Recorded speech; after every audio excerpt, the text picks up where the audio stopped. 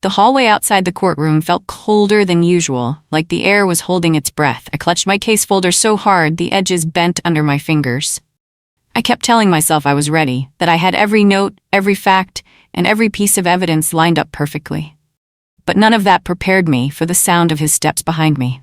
Slow, heavy, angry. When I turned, my father, Richard Palmer, stood inches from me. His face was red, the way it always got when he was about to explode. But he didn't shout. He leaned in so close I could feel the heat of his breath. "You drop this case now, or you'll regret it," he whispered through clenched teeth. People looked away, pretending not to stare, but I could feel every pair of eyes on us. His colleagues, the other lawyers, even the clerk at the door. My voice came out small but steady. "It's not your case anymore, Dad. It's mine." He leaned even closer, his jaw tightening. "You don't go against your own blood." But I already had. And standing there, with his threat hanging in the air like smoke, I knew there was no turning back. 3 months earlier, everything had felt simple. I'd taken a whistleblower case from a nervous client who said someone at the powerful firm of Palmer & Moore was stealing money. I didn't realize the Moore in the partnership mattered less than the other name, my father's. At that time, I thought I was finally stepping out of his shadow. I had spent years watching him tower over courtrooms, bend arguments, and silence anyone who dared challenge him. I admired him once. I even wanted to be like him. So when the client came to me, I didn't see the danger. I only saw an opportunity to prove myself. The claim seemed straightforward: embezzlement hidden behind altered invoices and fake authorizations. Someone at the firm was skimming money, and my client had the proof. I didn't know my father's partner was involved. I didn't know the scandal would reach into every dark corner of the firm. I didn't know I was lighting a match in a room filled with gasoline. But the moment I agreed to take the case, something shifted. Not in the world, not yet, but inside me. For the first time, I wasn't just Richard Palmer's daughter. I was my own lawyer. When Dad found out, it wasn't a conversation. It was a storm. He didn't even ask why I took the case. He just shouted. First about loyalty, then about embarrassment, then about how I was destroying everything he built. I'd never seen him so furious, not even during our biggest fights. "You're ungrateful," he snapped. "You don't understand the damage you're causing." Mom tried to step in, placing her hand on his arm, but he shook her off like she was a stranger. She looked at me helplessly, her eyes already filled with worry. "You're naive?" he continued. "You think you're making some kind of heroic stand, but you're humiliating this family. You'll be finished in this town." The words hit harder than I expected. Maybe because a small part of me wondered if he was right. That night, long after the argument ended, my phone buzzed. I picked it up, expecting a message from my client. Instead, it was a link, a public link, to the confidential files of the case. Evidence that wasn't supposed to exist online. Evidence only a few people had access to. My heart dropped as I clicked through the documents. Everything I needed for the case, exposed. Everything my client trusted me to protect, gone. And I knew exactly who had the power to do it. At first, I tried to convince myself it was an accident, a technical mistake, a random breach, anything but the truth forming like a shadow at the back of my mind. But deep down, I knew. So, I did what any terrified but determined young lawyer would do. I investigated. I traced the leak to a specific IP address. My hands shook as the data loaded on the screen, each number confirming what I feared. It was from Palmer & Moore, my father's firm. For a long moment, I sat frozen, staring at the glowing screen. I wanted to believe he wouldn't cross that line. Sabotaging me personally was one thing. He'd done versions of that before. But destroying a client's confidentiality, risking his license, his reputation, this wasn't just harsh, it was illegal. But I couldn't confront him, not yet. If I accused him without proof, he'd crush me before I even reached court. I needed more. I needed to be quiet, careful, strategic, everything he never expected me to be. I breathed slowly, trying to calm the pounding in my chest. If he thought scaring me would end this, he didn't know me as well as he believed. Because now, I wasn't just fighting for my client. I was fighting for the truth. And for the first time in my life, I wasn't scared of my father. Word spread faster than I could react. One day, I had friends and colleagues, and the next, it felt like the whole legal world had turned cold. Emails went unanswered, calls were ignored, invitations to networking events vanished from my inbox. It wasn't subtle. Someone was shutting doors on me, one by one. And everyone knew exactly who could make that happen. Mom tried to soften the blow. She stopped by my apartment one evening with a plate of pasta and a sad smile. "Maybe you should step back," she said gently, "just until things settle." He's upset. Upset. That was the word she always used when he crossed the line. Upset when he yelled. Upset when he insulted someone. Upset when he tried to scare me out of my own career. I pushed my plate away. This isn't just about him being upset. He's trying to destroy me. Her shoulders fell. He thinks he's protecting you. I almost laughed, except nothing felt funny. But something inside me hardened. Maybe it was all the years of living under his shadow. Maybe it was the way everyone abandoned me so quickly. Or maybe I was simply tired of being pushed, silenced, and controlled. He had built a life on intimidation, but I wasn't the same kid he used to scare. I wasn't backing down. I realized reacting with anger only played into his strategy. He wanted me emotional, flustered, easy to discredit. So instead, I went quiet. I acted calm, even when my stomach twisted into knots. And while he and the firm whispered about me, I began to document everything. I saved every threatening voicemail, every email sent late at night with warnings disguised as advice, every conversation with colleagues who suddenly couldn't get involved. I logged dates, times, and names. I made backup copies and stored them on encrypted drives. A few friends from college, tech experts who owed me favors, helped me archive everything securely. They didn't ask questions, but they gave me reassuring nods as they worked, like they knew I was fighting something bigger than one case. I didn't tell my client what was happening. They already feared retaliation from the firm, and I didn't want to make them panic. I just kept building my wall of proof, brick by careful brick. If my father wanted to turn this into a legal war, that was fine. But I wouldn't fight him with shouting or emotions. I'd fight him with evidence. Cold, clear, undeniable evidence. Proof he couldn't twist, intimidate, or bully his way out of. And for once, I felt in control. Mediation day arrived with heavy tension hanging in the air. I walked into the room early, sat down, and organized my files. I rehearsed each point in my head, reminding myself I earned my place at that table. But when Dad walked in, he acted like none of that mattered. He didn't greet me. He didn't even look at me like I was a professional. Instead, he smiled at the mediators, shook hands with the opposing counsel, and then loudly announced, "Let's hope my daughter can keep up today." The room chuckled. My cheeks burned. When the mediator asked a simple question about our timeline, I started to answer, but Dad cut in sharply. "She's inexperienced," he said. "She doesn't understand the nuance of these matters." I felt the entire room shift against me. Lawyers scribbled notes. One of them smirked. I forced myself to smile too, calm, almost bored, because everything was being recorded. Every snide comment, every interruption, every attempt to belittle me. He thought it made him look strong, but all it did was give me more evidence. By the end of the meeting, he looked proud of himself, like he'd put me in my place. He never realized he had just handed me one of the most important tools in my entire case. A week later, I attended a bar association meeting, something I normally enjoyed. But this time, Dad showed up too, and the moment he spotted me, he slipped into full performance mode. He didn't approach me directly. Instead, he made remarks loud enough for others to hear. "Some young lawyers," he said dramatically, "let emotions cloud their judgment. They forget the importance of discipline." People nodded politely. Then he added, dragging the Palmer name through the mud, "It's sad, really." He knew exactly what he was doing. Humiliate me publicly, undermine my reputation, turn the entire legal community against me. But what he didn't notice was the young journalist sitting 2 rows back. She came to write a piece about legal ethics. Nothing to do with me. But she watched him, listened carefully, and typed down every harsh word. I didn't talk to her that day. I didn't even know she had taken an interest. All I saw was Dad's smug grin as he walked out of the room, certain he'd crushed me. But his arrogance had finally reached the wrong ears, and his words, his own words, would eventually become the thread that unraveled everything he worked so hard to protect. A few days later, I received an unexpected call from Judge Marianne Clark, one of my father's oldest rivals. I had only met her once before in passing, but she asked if I could meet her for coffee. I almost said no, unsure if this was another ambush, but something in her voice made me trust her. We met at a small cafe behind the courthouse.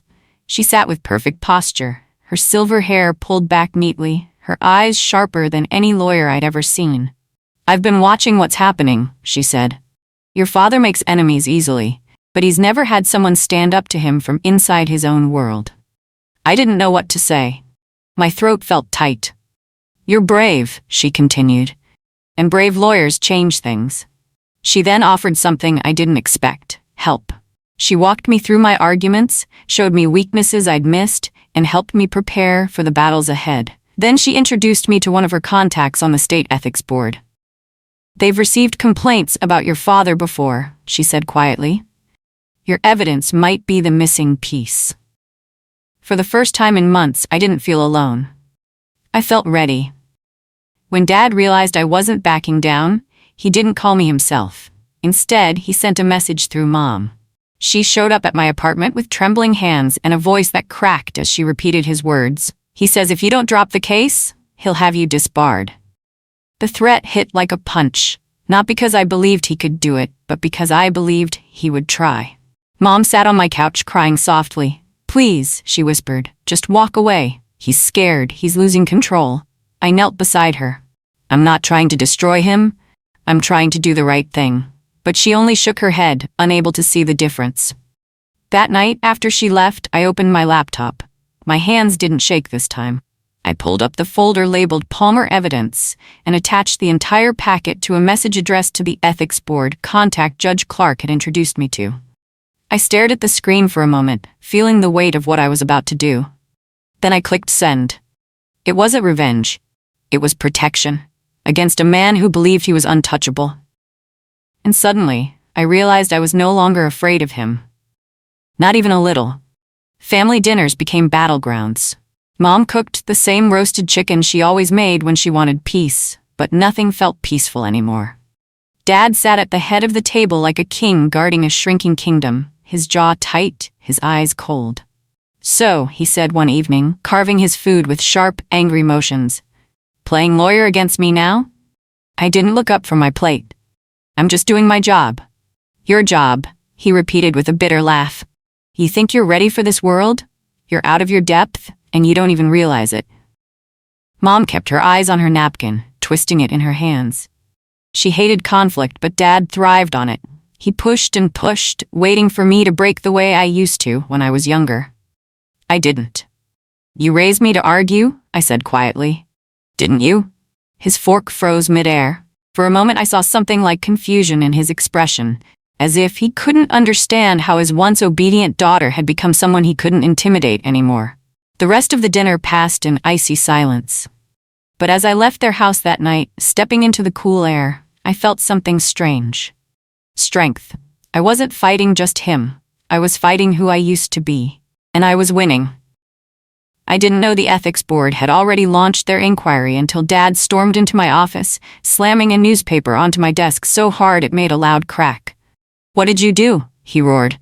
I stared at the headline, "Palmer and Moore under investigation for financial misconduct." My heart pounded, but I kept my voice steady. "I didn't do anything wrong." He jabbed a finger at the paper. "You caused this." "No," I said, lifting my chin. "Your choices caused this." For a moment he looked almost stunned, then he scoffed and turned away, pacing like a man trapped in a shrinking room. "You think you've won something? You've just started a fire you can't control." But I had more control than he realized. The board had found irregularities long before my complaint. My evidence hadn't destroyed him. It had just made it impossible for them to ignore the truth any longer. As Dad stormed out of my office, slamming the door behind him, I sank into my chair, my hands shaking. Not from fear, but from the weight of everything shifting around me. I hadn't expected the investigation to become public so fast. I hadn't expected the firm to be thrown into chaos overnight, and I certainly hadn't expected the world to finally see cracks in the armor my father had worn his whole life. Dad didn't back off. If anything, he became more desperate. A week after the article was released, I learned he had filed a formal complaint claiming I was mentally unfit for trial. He accused me of having personal bias, emotional instability, and a history of erratic behavior. When I read the complaint, my stomach twisted. He was trying to discredit me professionally, permanently. My attorney, a calm, sharp woman named Tessa, called me into her office. She tapped the folder lightly. "He overreached," she said. "There's no evidence to support any of this." And she was right. When the ethics board requested proof, Dad had nothing. But I had recordings, his words dripping with condescension, his attempts to humiliate me in front of the mediation room, the bar association, everywhere. Tessa submitted them with a simple note: actual evidence of conduct. When the board listened to the tapes, their response shifted instantly. Suddenly, Dad wasn't the respected legal giant defending himself. He was a bully caught on record. The complaint he filed against me was dismissed within days. And instead of weakening my case, his attack strengthened the board's suspicions about him. For the first time, the tide wasn't just turning, it was rushing hard in my favor. Then the journalist released her article. It appeared online one morning with a bold headline: "Power, Fear, and the Palmer Legacy." My coffee almost slipped from my hands as I read it.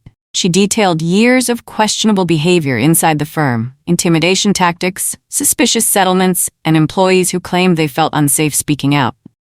She never mentioned my name directly, but she described a young attorney challenging a corrupt system from within. People made the connection instantly.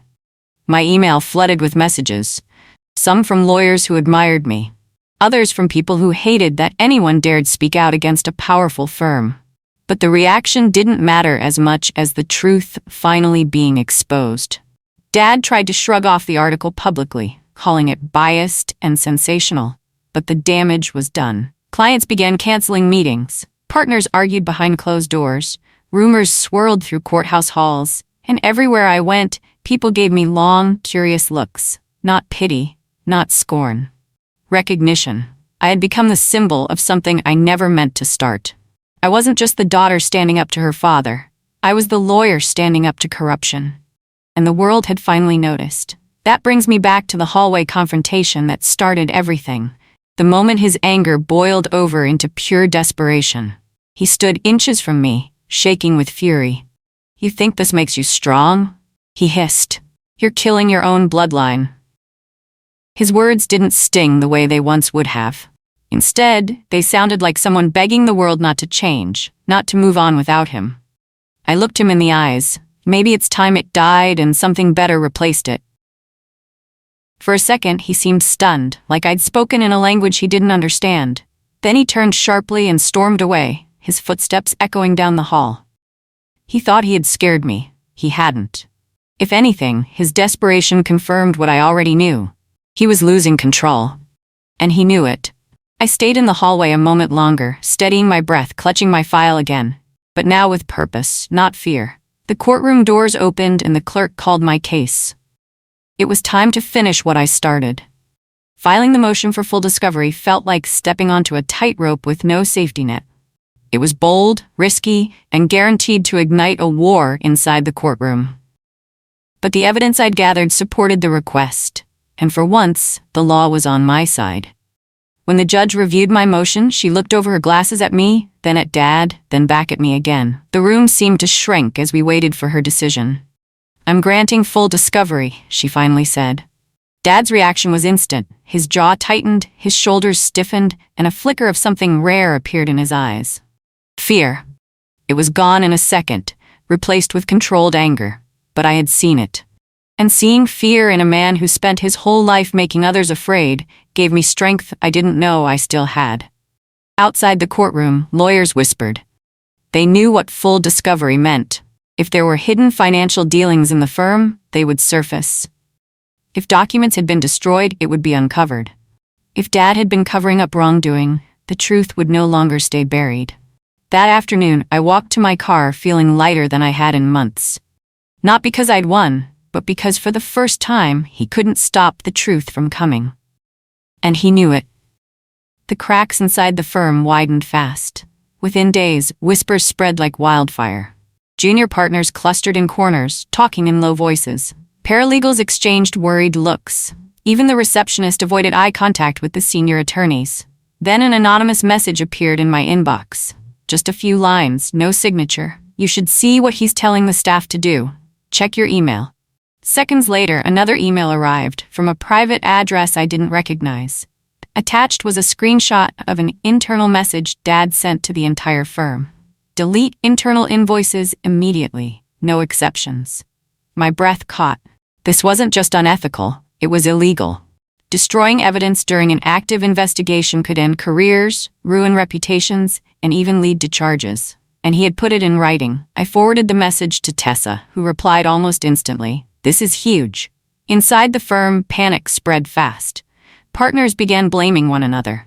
Assistants quit. Rumors said someone had already refused to follow the deletion order and instead reported it.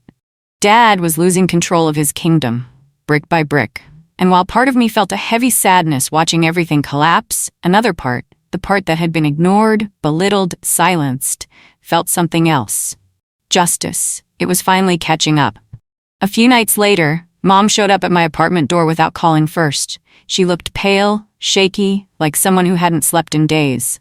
I rushed her inside, but before I could ask what was wrong, she blurted, "He's being audited. He's blaming you." I froze. Of course he was blaming me. He always blamed someone else when things went wrong. But hearing it from Mom's trembling voice made it feel heavier, more real. "He says you're destroying everything," she whispered, sinking onto my couch. "He says his enemies are using you to hurt him." "I'm not working with anyone," I said softly. "I just told the truth." But she was too overwhelmed to hear reason. She kept wringing her hands, her eyes darting around like she was afraid my father might burst through the door at any moment. "He thinks everyone's against him," she said. "He's different. I've never seen him like this." Her words sent a chill through me.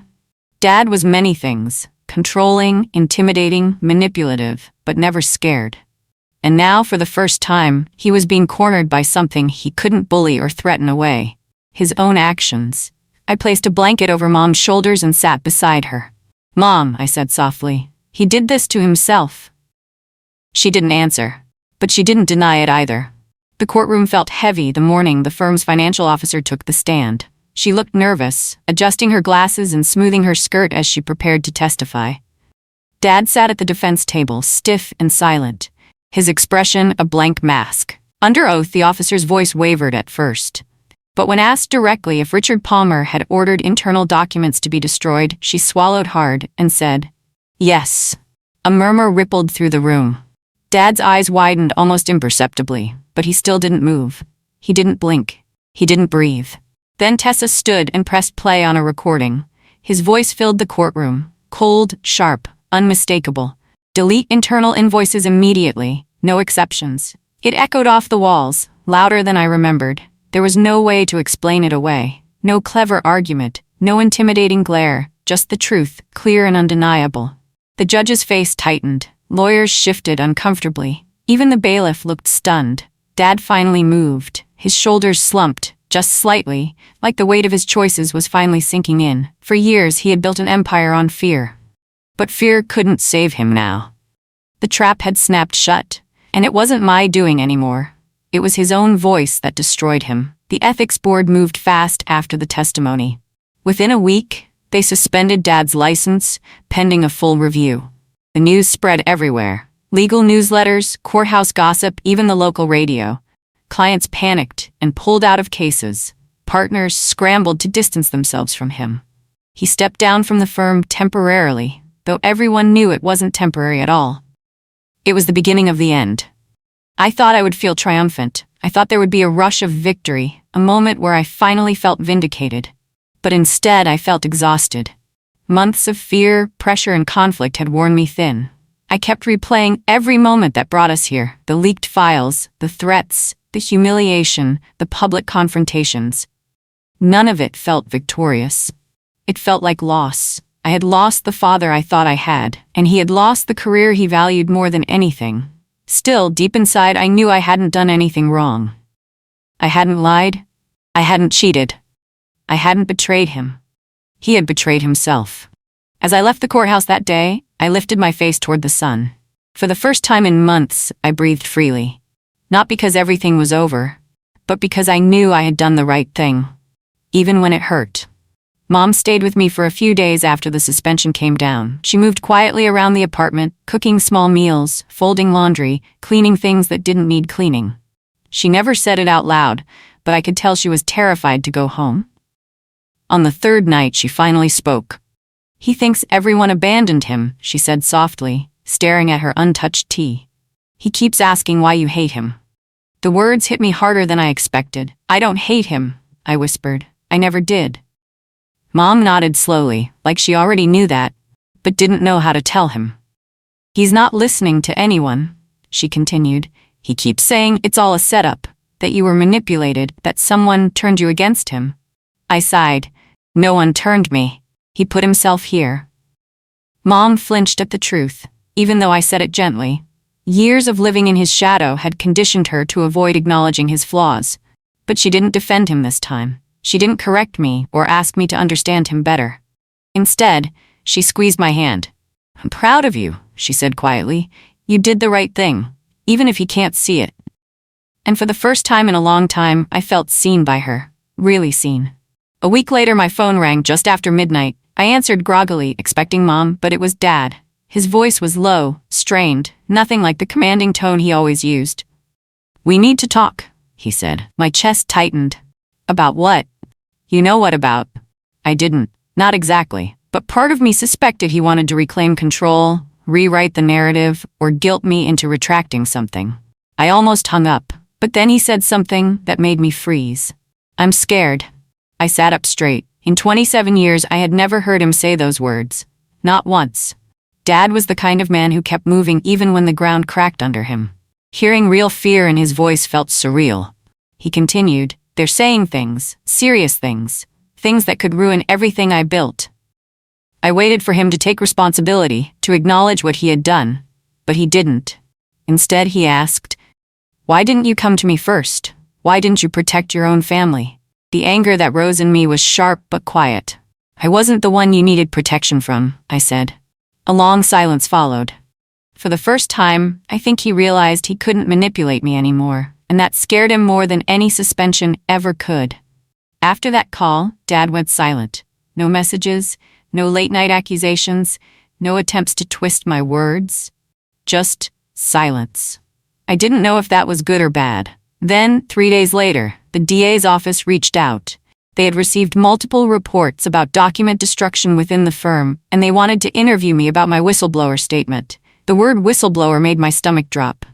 I'd known this was coming, but hearing it out loud made the entire situation heavier. The interview was formal, serious, and recorded. They asked about the email, the recording, the firm culture, the pressure, the retaliation. I answered every question honestly, even when my voice shook. When it was over, the investigator closed her folder and looked at me with a mixture of sympathy and respect. "You did the right thing," she said. "Most people wouldn't have." I didn't feel brave. I felt drained. Walking out of the building, the weight of what I'd just done finally settled in. Dad wasn't just facing suspension, he was facing something bigger. Something criminal. And I was the person whose testimony could push it forward. I wasn't sure if that made me strong or just incredibly tired, but I knew the truth mattered more than my fear. Finally, when Mom returned home, the house felt different. She told me later that Dad barely spoke, barely slept, barely ate. He stayed locked in his office most of the day, pacing, muttering, making frantic phone calls to lawyers who no longer wanted to represent him. The empire he built was collapsing around him, and he didn't know how to stop it. Then something happened that no one expected. He resigned from the firm permanently. No press conference, no statement, not even a performative declaration about stepping back for the good of the team. He just walked out. Partners were left scrambling. Clients were furious. The firm's reputation tanked overnight, and for the first time in his life, Dad had nothing to hide behind. No titles, no prestige, no power, just himself. When Mom told me, her voice trembled. "He blames himself," she whispered. "He finally said it. I did this." The words didn't fix anything. They didn't erase the damage, but they mattered, more than I expected. A part of me felt a small, unexpected ache, grief maybe, not for the man he became, but for the father he could have been. Accountability isn't glamorous. It doesn't feel victorious. It feels like standing in the ruins of something that was supposed to protect you. The final hearing arrived quicker than I expected. The courtroom was packed. Journalists, former clients, attorneys from rival firms. Everyone wanted to witness the fall of a legal giant. Dad sat alone at the front, looking smaller than I had ever seen him. His suit, once perfectly tailored, seemed too big. His hair, always immaculate, looked uncharacteristically disheveled. He didn't look like a powerful attorney. He looked like a man who had been defeated by the truth. When the judge began reading the findings, the room was silent. Evidence tampering, ethical violations, abuse of authority. The list was long, detailed, damning. Dad didn't argue, didn't interrupt, didn't glare at anyone. He just listened. When the judge finally announced her decision, permanent disbarment, the sound of whispers filled the courtroom. Some people looked shocked, others looked satisfied. A few simply nodded, like they had seen this coming. Dad closed his eyes. For a moment I expected tears, anger, collapse. But instead, he turned slightly in his seat and looked at me. Not with hatred, not with blame, with something I had never seen from him before. Acceptance. And maybe, buried deep beneath everything else, regret. After the hearing, I walked out of the courtroom slowly, unsure of what I was supposed to feel. Relief, sadness, victory? None of those seemed right. Everything felt heavy and quiet, like the world was waiting for me to decide how to react. I stood on the courthouse steps for a long time. People streamed past me, reporters shouting questions, attorneys checking their phones, strangers whispering about the case, but it all felt distant, like I was underwater and the sounds couldn't reach me. Then I felt a gentle hand on my shoulder. Mom. She didn't say anything at first. She just stood beside me, her hand warm and steady. After a moment she whispered, "It's over." But it didn't feel over. Not yet. It felt like the end of something huge, but also the start of something unknown. He looked at me. I said quietly, "I know." There was something different. Mom nodded. "He finally saw you." The idea scared me more than I expected, because being seen by someone who spent years trying to control you felt strange, unsettling, like standing in sunlight after being in the dark too long. Mom squeezed my arm gently. "You didn't destroy him," she said. "You revealed him." And maybe that was true, but it still hurt. A few days later, Dad messaged me. Not a call, not a long explanation, just a short text. "Can we talk?" I stared at it for almost an hour. Part of me wanted to ignore it. Another part wanted answers. Closure. Something. I wasn't sure what he needed or what he expected from me, but I didn't want to spend the rest of my life avoiding him. So I agreed. We met at a small park near where I grew up. I arrived early and sat on a bench beneath a big oak tree. When Dad finally walked up, he looked older, like the last few weeks had drained years from him. He sat beside me slowly, leaving space between us. "I won't make excuses," he said quietly. "There aren't any." The honesty startled me. "I messed up," he continued. "Not just with the case, with you, with your mother, with myself." I swallowed hard. "Why now?" He rubbed his hands together, staring at the ground, because when everything was taken away, I realized the only thing left was what I had already lost. I didn't respond. I didn't know how. For the first time, Dad wasn't trying to control the conversation. He was just speaking. Like a flawed human instead of an unshakable figure. "I can't fix what happened," he said softly. "But I want to try to be better, if you'll let me." His voice cracked, and I felt a strange mix of pain and hope. We talked for almost 2 hours. Not about the case, not about the investigation, but about everything else. Childhood memories, broken expectations, the ways we hurt each other without meaning to. It wasn't easy. Some moments were awkward, others were heavy, and a few were unexpectedly warm. But it felt real, and that alone made it different from anything we'd had before. At one point, Dad said something that stayed with me long after I left. "I always thought strength meant never bending," he admitted. "But you showed me that strength is telling the truth, even when it breaks things." I didn't have a response. I still don't. Before we parted, he apologized again. Not dramatically, not with self-pity, just quietly, like a man who finally understood the weight of his actions. "I know I don't deserve forgiveness," he said, "but I want you to live a life where my mistakes don't follow you." It was the closest thing to a release I had ever heard from him. As he walked away, I realized something important. Closure isn't neat. It doesn't show up wrapped in a bow or sealed with perfect words. Sometimes it's just two people trying, really trying to understand each other after too much damage. And maybe that trying is enough. For now, life slowly shifted back into something normal. Not the old normal, but a new version. Quieter, calmer, and strangely lighter. I went back to work. Mom started therapy. Dad kept his distance but checked in every now and then. The investigation wrapped up with additional penalties, fines, and audits for the firm. Some people left, some stayed. But no one tried to blame me for what happened. Not anymore. The truth had become too loud to ignore. One afternoon, my supervisor called me into her office. She closed the door and smiled gently. "You handled an impossible situation with more courage than most adults twice your age," she said. "If you ever want to take on leadership projects, you have my full support." Her words warmed me in a way I didn't expect. For the first time, my future felt like something I could shape, not something shaped for me. Later that evening, I walked by the river near my apartment. The sun was setting, painting the water with soft gold and pink. I breathed in the cool air and realized I wasn't weighed down anymore. I wasn't the person who lived in fear of disappointing my father. I wasn't the person who kept quiet to keep the peace. I was someone who stood up, even when my legs shook. And I was still standing. Months passed, and small pieces of life began to fall into place. Mom grew stronger, I grew steadier. And Dad, well, he was learning how to live without the power that once defined him. One evening, as I sat on my balcony watching city lights flicker on, I thought about everything that had happened. The recording, the threats, the suspension, the courtroom, the final look he gave me. I realized something then. I didn't report him to destroy him. I reported him because I refused to let the truth be buried under fear. Because someone had to break the cycle. Because doing the right thing shouldn't depend on who the wrongdoer is. And yes, it hurt. Yes, it broke things. Yes, it changed everything. But it also saved me, saved who I was becoming. My phone buzzed with a message from Dad. "Thank you for telling the truth. I'm trying every day." I stared at the words for a long time before replying. "I hope you do." As I set my phone down, a soft breeze moved across the balcony, carrying the faint sound of distant traffic and laughter from the street below. For the first time in my life, I felt completely free.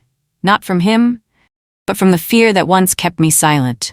The truth didn't destroy my family. It rebuilt me.